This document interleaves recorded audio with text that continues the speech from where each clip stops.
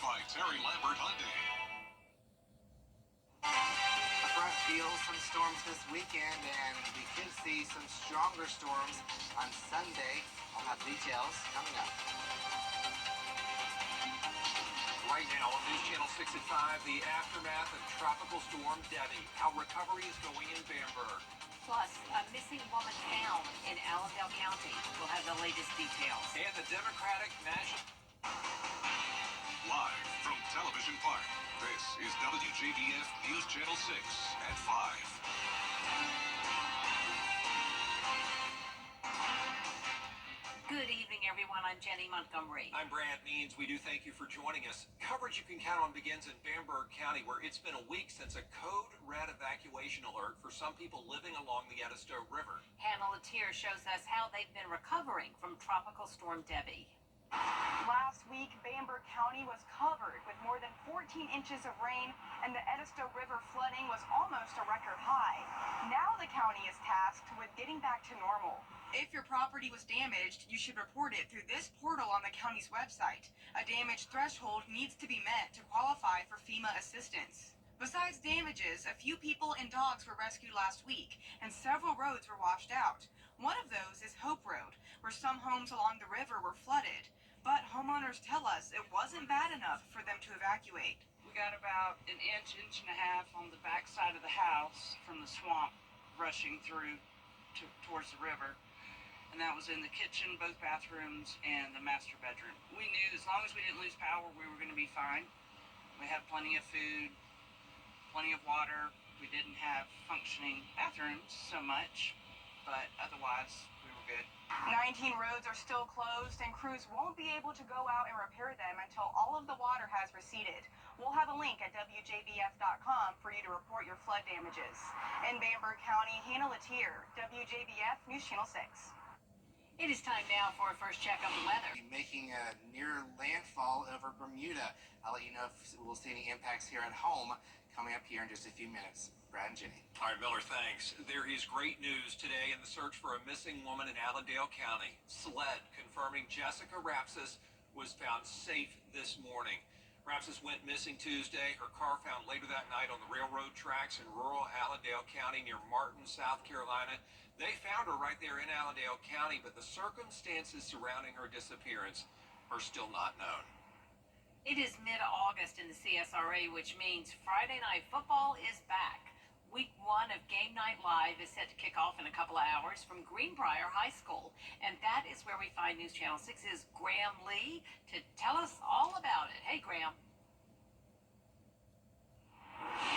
John Hart called it in our previous show last week the most wonderful time of the year, and with good reason. A Columbia County showdown tonight, as you mentioned, the Greenbrier Wolfpack hosting the Harlem Bulldogs. Kickoff is set in just over 2 hours. A couple notes on these two teams. Tonight, the Wolfpack begin a new era with Sean Tiernan taking over as the new head coach. That follows the retirement of Tony Kramer, who was in charge for 9 seasons. The Greenbrier alum is looking to continue momentum the team had after getting their first win in 2 years at the end of last season. So we'll see if that momentum continues tonight. As for the visitors, the Harlem Bulldogs, Mark Boyder's Bulldogs are coming off a 7-4 record from last fall following a first-round playoff loss to Thomasville. Now, talking to the head coach, he tells us that he's very excited to get his team back on the field and tells us just how hard his team has worked in the offseason. The summer's been great. We had great attendance all summer long. Paddy camps. We had great attendance from our managers too. They were out here every day, making sure we had everything we needed. We graduated a big senior class from last year, and so our seniors this year are having to take on a leadership role for the first time, so they've had to adjust to that. But they've been here all summer long, not only working to get better, but also working to be leaders on the field, and they've done that so far. So kickoff is scheduled for here at Greenbrier at 7:30 p.m. You can watch the full game on MeTV, and be sure to watch our Football Friday Night preview show, or Friday Night show, excuse me. We had our preview show this past week, but our show tonight is at 11:35 on ABC. Also coming up in the next hour, you'll hear from Sean Tiernan, the Greenbrier head coach, so be sure to stay tuned for that as well. But for now, we send it back to you in the studio. Graham, thanks. A final update for you now on construction at Westmont Elementary School. They did it. The Columbia County School Board saying today that building is going to be ready for school on Monday. Delays, as you know, forced children to go to classes first at the Performing Arts Center and then to the County Support Department complex. Parents, you're going to get information directly from Westmont before that first day at the new campus Monday. A petition calling for cell phones. The Live 5 for 6 Skyview Network, sponsored by Terry Lambert Hyundai. Dry weather is in place right now, but we do have some changes as moisture surges back into the weekend. We'll have the full forecast coming up. Now on News Channel 6 at 6, cleaning up the damage from Tropical Storm Debbie. How people in Bamberg are handling the aftermath as Your News at 6 starts now. Live from Television Park, this is WJBF News Channel 6 at 6.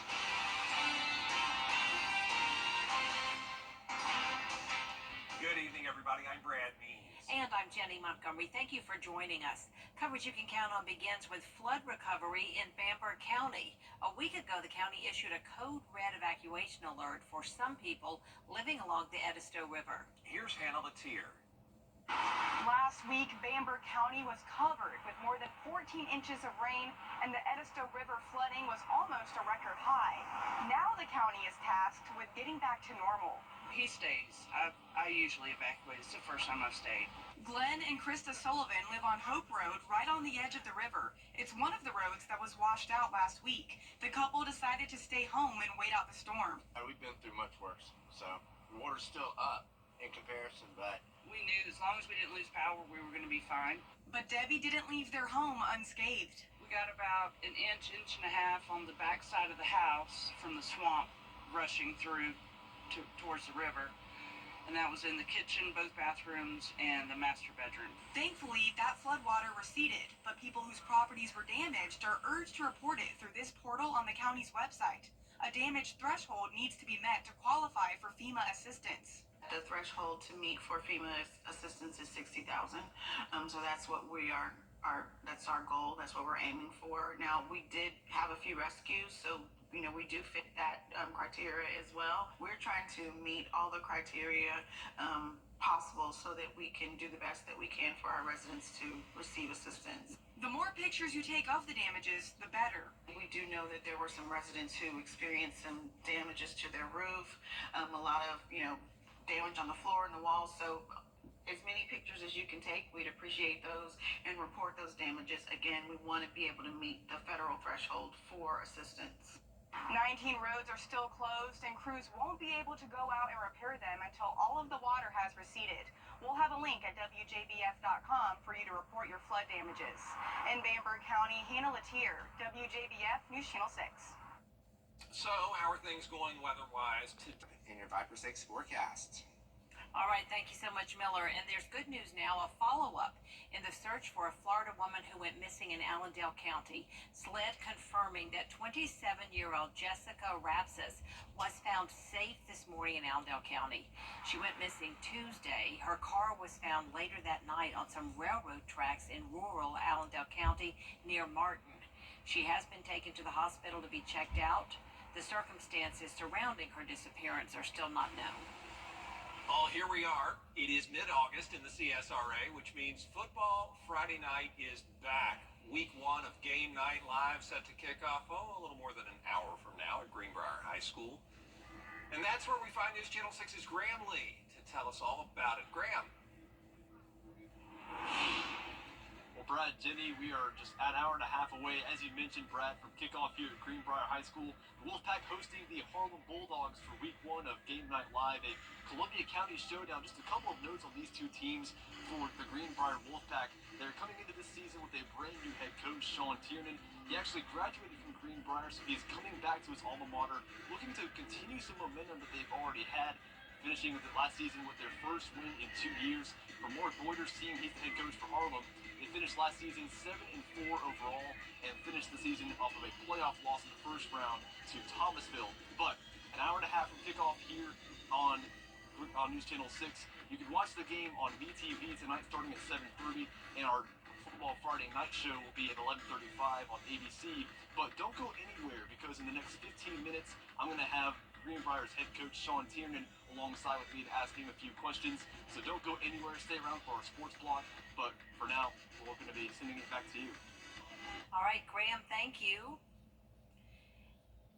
A petition calling for cell phones not to be confiscated in Richmond County schools has received nearly 5,600 signatures. 16-year-old Hayden Griffin Dunbar started a petition on change.org because of the school board's new cell phone policy. Parents we spoke with had mixed reactions on that policy. Griffin Dunbar tells us he was actually surprised when it started to become so popular online. First, it was test scores. Then it was like, hey, we need students to focus in class. But, like, I understand that, but they're going too far with it. I didn't expect it to get as much attraction as it did, but it did for some reason. Probably because, like, I shared it with, like, 2 people, and I expected it to get, like, this big. You can share your thoughts on the policy at the Board of Education meetings. You can find the times of those meetings and the dates on WJBF.com. A final update on construction for you at Westmont Elementary School, that new school in Columbia County, where the Board of Education announcing today that the building is going to be complete in time for school on Monday. They've had some delays. Those students and teachers have had to go to the Performing Arts Center and then to the County Support Department complex. Moms and dads and caregivers, y'all should get information from the school as Monday approaches. That's going to be their first day on that beautiful new campus. Still ahead, investigating the assassination attempt. ABC's David Muir, the most watched newscast in America. More Americans watch World News Tonight with David Muir than any other newscast. With the Democratic Convention.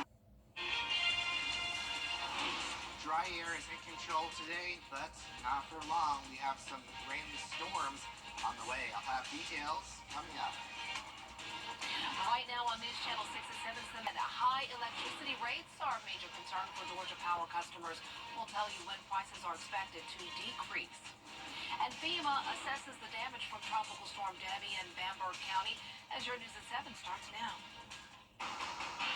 Live from Television Park, this is WJBF News Channel 6 at 7. Good evening, everyone. You're watching News Channel 6 at 7. I'm Dee Griffin. Thanks so much for joining us. Coverage you can count on begins as Senator Raphael Warnock. D. Thanks so much. We'll see you then. Now to flood recovery in Bamberg County. A week ago, the county issued a code red evacuation alert for some people living along the Edisto River. Hannah Latier shows us how they're doing damage control after Tropical Storm Debbie. Last week, Bamberg County was covered with more than 14 inches of rain, and the Edisto River flooding was almost a record high. Now the county is tasked with getting back to normal. He stays. I usually evacuate. It's the first time I've stayed. Glenn and Krista Sullivan live on Hope Road, right on the edge of the river. It's one of the roads that was washed out last week. The couple decided to stay home and wait out the storm. We've been through much worse, so the water's still up in comparison, but We knew as long as we didn't lose power, we were going to be fine. But Debbie didn't leave their home unscathed. We got about an inch and a half on the back side of the house from the swamp rushing through towards the river. And that was in the kitchen, both bathrooms, and the master bedroom. Thankfully, that floodwater receded, but people whose properties were damaged are urged to report it through this portal on the county's website. A damage threshold needs to be met to qualify for FEMA assistance. The threshold to meet for FEMA assistance is $60,000. So that's what we are. That's our goal. That's what we're aiming for. Now, we did have a few rescues, so we do fit that criteria as well. We're trying to meet all the criteria possible so that we can do the best that we can for our residents to receive assistance. The more pictures you take of the damages, the better. We do know that there were some residents who experienced some damages to their roof, a lot of, damage on the floor and the walls. So as many pictures as you can take, we'd appreciate those and report those damages. Again, we want to be able to meet the federal threshold for assistance. 19 roads are still closed, and crews won't be able to go out and repair them until all of the water has receded. We'll have a link at WJBF.com for you to report your flood damages. In Bamberg County, Hannah Latier, WJBF News Channel 6. The new Westmont Elementary School will be ready to receive students on Monday. Over the last 2 weeks, Westmont students attended class at the Columbia County Performing Arts Center. Well, this morning they reported to the district support complex for school, despite the hope the building would be ready today. Well, the district superintendent says they couldn't move in until the building passed inspection. You are required, and we would expect to have everything inspected and really as safe as possible when students come in. And so in that case, there is a lot that happens with that, both the county helping with the contractor and them informing us. And so we've been going through that process these last 2 weeks just to make sure that we had everything as safe as possible. And we're confident of that, and I think all of the other parties are confident of that this time too. Dr. Flint says he will join teachers and staff as they all move into the building and prepare for students to arrive on Monday morning. A petition calling for cell phones not to be confiscated in Richmond County schools has gotten more than 5,000 signatures. 16-year-old Hayden Griffin Dunbar started a petition on change.org because of the school board's new cell phone policy. Parents we spoke with seem to have a middle-of-the-ground reaction to the policy. The Richmond County Board of Education sent out a survey to parents and students before the policy became effective and had an overwhelming response in favor of it. We would welcome the petitioners to come as any other public commenter would be welcome to come to our board meeting, present their information. The school system would gladly accept it. The board could review it. Would there be any change in the policy? Probably not at this time. You can find the location and meeting times on WJBF.com. Well, if you get your electricity from Georgia Power, you may have noticed your bill has increased. The current increase to the electric bills comes after a late 2022 approval of Georgia Power's Integrated Resource Plan. Michelle Jennings explains. According to Georgia Power, the 2022 Integrated Resource Plan, or IRP, outlines a transition to more economical and cleaner resources. A consultant who has spent 10 years studying changes to the way consumers can interact with the electricity grid, rates, bills, and policies weighs in on why rates are so high. Georgia Power relies a lot on natural gas, so it's a very volatile fuel source. There are a lot of price spikes and variability. It's a very risky decision on the part of the commission to allow the Georgia Power to use so much gas. Thursday morning before a Georgia Public Service Commission or GPSC meeting, Vice Chair Tim Echols explained to News 3 that natural gas prices have increased due to the government sending resources to countries affected by Russia boycotting oil and gas. That really impacted the prices here in the U.S. So there's some things that are just beyond our control. The Ukrainian war, Westinghouse going bankrupt on the Vogtle reactor. But we're paying attention. We know people are hurting, and we're doing our best. Echols says those prices will drop off in a couple of years, resulting in an approximate $20 drop in bills. News 3 received an official statement from Georgia Power about the increased rates. They say, in quote, Georgia Power, we understand that energy costs are an important part of the budget for every family and business. That's why we work every day to run our business efficiently and keep rates as affordable as possible. We proactively take measures to protect customers from rising costs, including deploying the most cost-effective generation resources, sharing energy-saving advice, increasing both the amount and eligibility of our income-qualified discount, and more. Atlanta recently had some serious water and sewer problems, and part of the From the time I was a little girl, the only thing I ever dreamed about was forecasting the weather. This is Jennifer Trexie Live. I see a pink tree, everything's trees down, and so do not drive. I mean, I remember watching weather forecasts on TV while my friends were watching cartoons. I guess I was a bit of a nerd. When I grow up, my ambition is to become a successful meteorologist. So for me, being chief meteorologist here at News Channel 6, it's a dream come true. The Olympics are over, but there's one race in Belgium that... Forecast D this weekend. The first half mostly dry, but then by the evening time hours, we could have some storms fire up tomorrow. The bigger chance of storms is on Sunday afternoon and evening. A few of those could be on the strong to severe side. Damaging winds is the main threat, so stay weather aware. We'll be fine-tuning the forecast as we go further. Next week, check it out, plenty of sunshine, much cooler temperatures. And I said our director's name is Chris O'Connell, right? O'Connor. Thank you, Chris. He's talking to my ears. Chris O'Connor. We adore Chris, so want to get that right. Thank you so much for joining us. Happy Friday, everybody. Do something fun tonight. Be safe out there. Have a good evening. Bye-bye.